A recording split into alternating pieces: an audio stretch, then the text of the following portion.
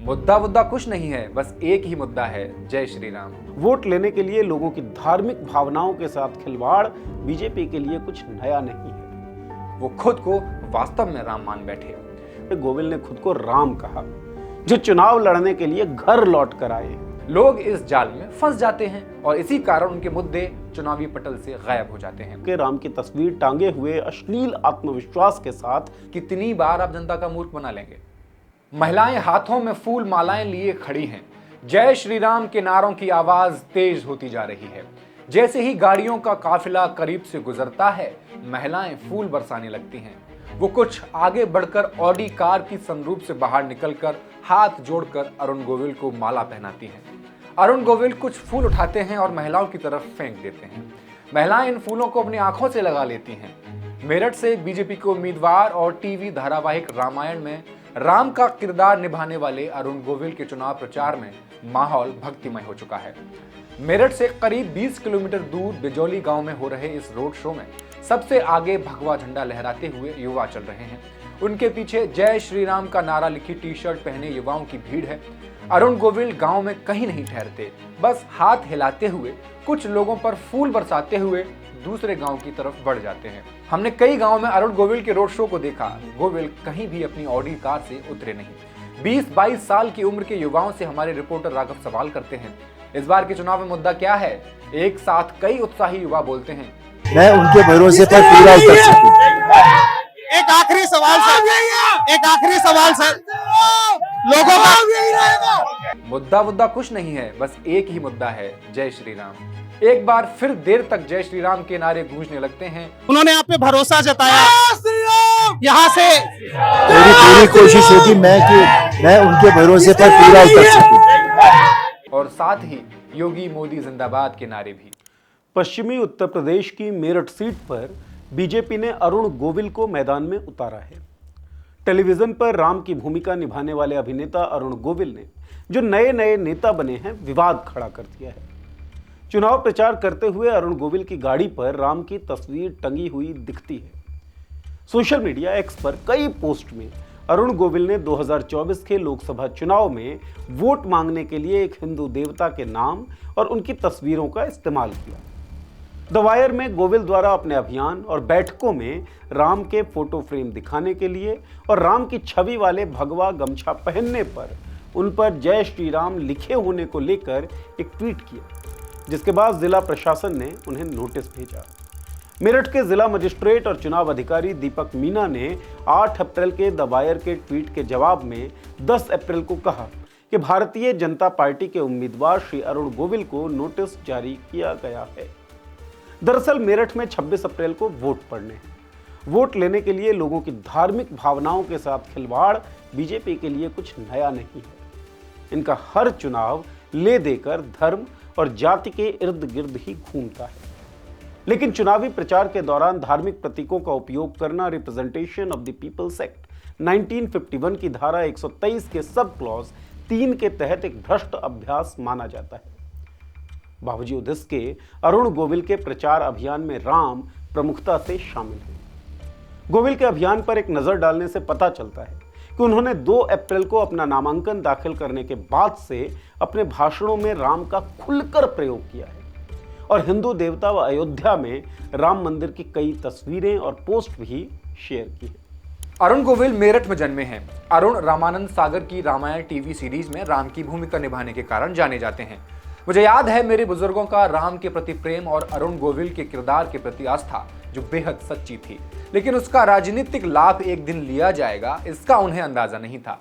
राम जो खुद राजगद्दी छोड़कर वनवास चले गए थे, जिन्हें कभी सत्ता का लालच नहीं रहा, ऐसा किरदार निभाने वाले अरुण गोविल कई लाखों लोगों की धार्मिक आस्थाओं का उपयोग करके कैसे भी सत्ता में आना चाहते हैं। उनके चरित्र में साफ दिखता है कि उनसे रामायण के दर्शकों का प्रेम अर्जित नहीं किया जा सका। वो खुद को वास्तव में राम मान बैठे। भोले लोग उनमें राम की छवि देखते रहे और अरुण ने लोगों के इस भोलेपन का फायदा उठाने में कोई कसर नहीं छोड़ी। उनका चुनाव प्रचार इस बात की तस्दीक करता है जिस राम के होने का मिथ्या दंभ वो भर रहे हैं, उन्हें मर्यादा पुरुषोत्तम कहा जाता है। खुद साक्षात राम आज चुनाव लड़ रहे होते तो कदापि इस तरह चुनाव आयोग के बनाए नियमों का उल्लंघन नहीं करते, representation of the people act 1951 को नहीं तोड़ते। अरुण गोविल के एक्स हैंडल पे शेयर की गई वीडियोस आप देखेंगे तो महसूस होगा कैसे वो अपनी भाषा और बोली को नाटकीयता से पेश करते हैं, बिल्कुल वैसे ही जैसे वो रामायण में राम का किरदार निभाते वक्त करते थे। इस पूरे चुनाव में वे एक टीवी सीरीज में की गई अपनी अदाकारी से भी 2 कदम आगे नजर आ रहे हैं। अपने भाषणों में उन्होंने अपने लिए वोट करने के साथ अपनी जीत को राम की जीत के साथ जोड़ दिया। वे कितने वोट से जीतेंगे, इससे वे लोगों की राम के प्रति आस्था के रूप में वर्णित करते हुए देखे जा रहे हैं।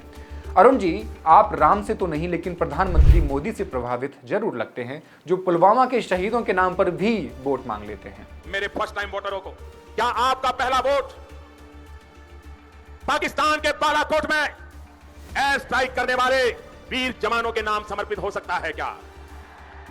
मैं मेरे फर्स्ट टाइम वोटर से कहना चाहता हूं कि आपका पहला वोट पुलवामा में जो वीर शहीद हुए, उन वीर शहीदों के नाम आपका वोट समर्पित हो सकता है क्या? अपने नामांकन के बाद भाषणबाजी करते हुए गोविल ने खुद को राम कहा, जो चुनाव लड़ने के लिए घर लौट कर आए हैं, यानी मेरठ लौट कर आए हैं। हद तब हुई जब उन्होंने कहा देश की नजरें मेरठ पर हैं और यह सवाल पूछा जाएगा जब राम को राम के घर से मैदान में उतारा गया था तब उन्हें कितने वोट मिले, वो कितने रिकॉर्ड अंतर से जीते। गोविल के एक्स पेज पर एक क्लिप को एक बड़े बोल्ड कैप्शन के तहत साझा किया गया, राम जी की घर वापसी। 4 अप्रैल को गोविल ने अपने एक्स पर एक और छोटी क्लिप शेयर की जहां उन्हें राम में लोगों की आस्था की तीव्रता और प्रतिशत से उनके लिए वोटों को सीधे जोड़ते हुए देखा जा सकता है। उन्होंने अपनी बोलने की वही घिसी पिटी शैली से लोगों को राम के नाम पर भावुक करने की कोशिश की और बोल, अरुण गोविल को यहां से प्रत्याशी बनाया गया है। राम आज जब मुझे देखते हैं, आप भी देखते हैं, आप भी कहते हैं जय श्री राम जय श्री राम, पूरे देश की निगाह है और ये सवाल उठेगा कि राम को राम के घर से खड़ा किया गया तो कितने वोट मिले, कितने मार्जिन से जीते आप और कितने रिकॉर्ड जीत हासिल हुई। अगर ये काम हुआ तो जवाब देना होगा हम सबको। हमसे पूछा जाएगा ये सवाल कि क्यों, क्या हमारी श्री राम में आस्था में कोई कमी थी? नहीं, हमारी आस्था में भी कमी नहीं है, हमारे श्रम में कमी नहीं है, हमारे परिश्रम में कमी नहीं है। हम ये करेंगे और जरूर करेंगे, इस देश के लिए करेंगे, इस प्रदेश के लिए करेंगे और इस शहर के लिए। जय श्री राम। अरुण गोविल यही नहीं रुके। 6 अप्रैल, 8 अप्रैल और 9 अप्रैल तक लगातार उनके एक्स से ऐसी पोस्ट शेयर की जाती रही। वो लगातार कानून का उल्लंघन करते रहे और तमाशा देखते रहे। तमाशाई कौन? चुनाव आयोग। चुनाव आयोग या किसी अधिकारी ने उन्हें रोकने की कोशिश नहीं की। चुनाव आयोग जो आम आदमी पार्टी को प्रचार करने की अनुमति के जवाब में गालियां लिखता है, अरुण गोविल की इन हरकतों पर कुछ भी नहीं बोलता। लेकिन इसके बाद द वायर के एक पत्रकार के एक्स पर ट्वीट करने के बाद मेरठ के डीएम ने इसका संज्ञान लिया। उसके बाद पोस्ट्स डिलीट कर दी गई। वोट करना हर नागरिक का मौलिक अधिकार भी है और कर्तव्य भी। वोटिंग के जरिए दरअसल लोकतंत्र में लोग अपने मालिकाना हक को एक्सरसाइज करते हैं। उनकी वोटिंग तय करती है कि कौन से लोग सदन में बैठकर देश के संचालन के लिए नीतियां बनाएंगे। वोटिंग उम्मीदवार के ट्रैक रिकॉर्ड, उसकी सामाजिक समझ और अपना पक्ष रख पाने की काबिलियत से तय होनी चाहिए। लेकिन बेतहाशा ब्रांडिंग के इस दौर में लोगों के वोटिंग पैटर्न को सोशल मीडिया, टीवी चैनल्स और डिजिटल तकनीक प्रभावित करते रहते हैं। इन सब का सहारा लेकर राजनीतिक दल भी कुछ लोगों की लोकप्रियता को चुनावों में भुनाने की कोशिश करते हैं। चुनावी मैदान में अभिनेताओं से लेकर अन्य सेलिब्रिटीज को उतारा जाना इन्हीं कोशिशों का हिस्सा है। लोग इस जाल में फंस जाते हैं और इसी कारण उनके मुद्दे चुनावी पटल से गायब हो जाते हैं। आप खुद देखिए, जब मेरठ के भाजपा उम्मीदवार अरुण गोविल से उनकी चुनावी मुद्दों के बारे में पूछा गया तो क्या जवाब मिला। मेरठ के क्या मुद्दे हैं? मुद्दों की बात तो बाद में आएगी। देखो दोस्त, अभी तो मैंने मुद्दों के बारे में सोचना शुरू नहीं किया है। अपने चुनाव प्रचार के दौरान ऑडी कार की सनरूफ से जनता के ऊपर आशीर्वाद रूपी पुष्प विसर्जन करते हुए अरुण अपने अंदर किसी ईश्वरीय शक्ति का अनुभव करते होंगे या नहीं, ये तो वही जाने। पर लोगों को जरूर तुच्छ मूर्ख और कमजोर समझते होंगे। ऐसा ना होता तो अरुण गोविल बिना मुद्दों के राम की तस्वीर टांगे हुए अश्लील आत्मविश्वास के साथ चुनाव प्रचार ना कर रहे होते। गोविल ने 5 अप्रैल को पोस्ट किया, मेरठ के हर गांव में लोगों के उत्साह, स्नेह और प्यार से यह स्पष्ट है कि राम राज्य आने वाला है। जय श्री राम।